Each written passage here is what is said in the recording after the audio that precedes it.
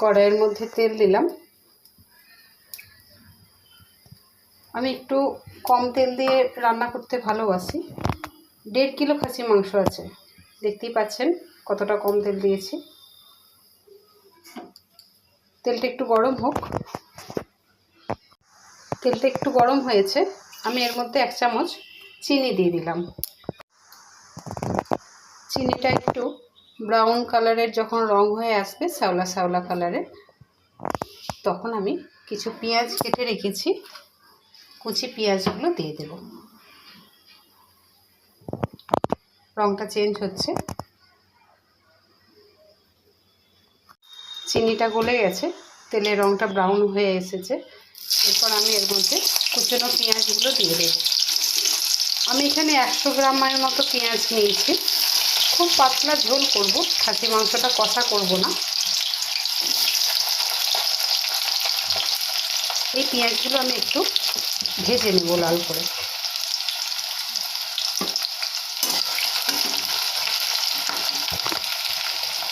পেঁয়াজটা একটু ভাজা হয়ে এসেছে, আমি এর মধ্যে গোটা 2টো লবঙ্গ দিয়ে দিলাম, গোটা 2টো তেজপাতা দিয়ে দিলাম,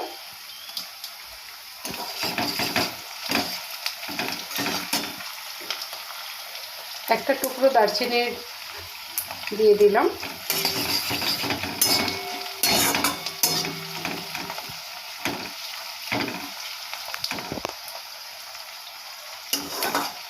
আমি এখানে 50 থেকে 75 গ্রামের মতো তেল দিয়েছি। 1.5 কিলো খাসি মাংস আছে, খুব কম তেল দিয়ে রান্না করার চেষ্টা করছি।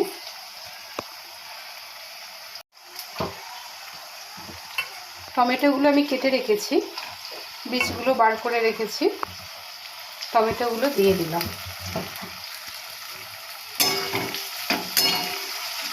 এটা একটু ভাজা ভাজা হবে টমেটোটা। 4টে পেঁয়াজ, 3টে এলাচ, 4টে লবঙ্গ, 1 টুকরো দারচিনি, একটা গোটা রসুন আর কিছুটা আদা একসঙ্গে খুব ভালো করে পেস্ট বানিয়ে নেব।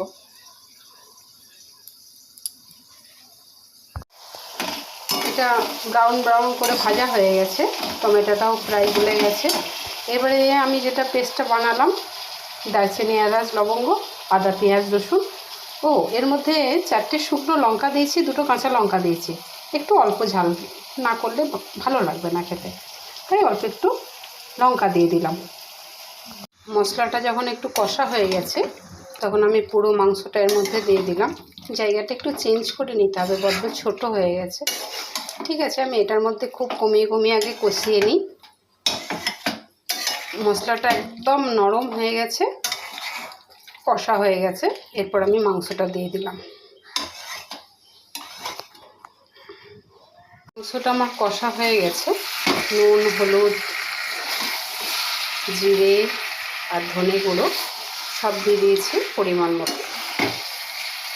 পুরোটাই কষা হয়ে গেছে। এরপর এটা আমি প্রেশার কুকারের মধ্যে 4টে সিটি দিয়ে দেব। আমি আলুটা ভেজে রেখেছি নুন আর হলুদ দিয়ে, এটার সঙ্গে একটু মাখিয়ে নিয়ে প্রেশারে আগে এটা 3টে সিটি দিয়ে নেব। তারপর প্রেশার কুকারটা খুলে আলুগুলো দিয়ে দেব। খুব কম মশলা এবং খুব কম তেল দিয়ে খাসি মাংসটা যদি একটু ধরে ধরে রান্না করা যায়, বড় ছোট প্রত্যেকের জন্যই ভীষণ ভালো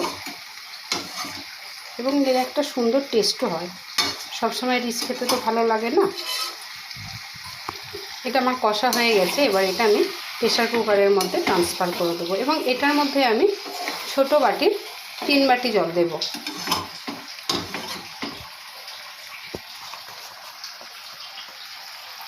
ফাইনালি রেডি, নামিয়ে নিয়েছি।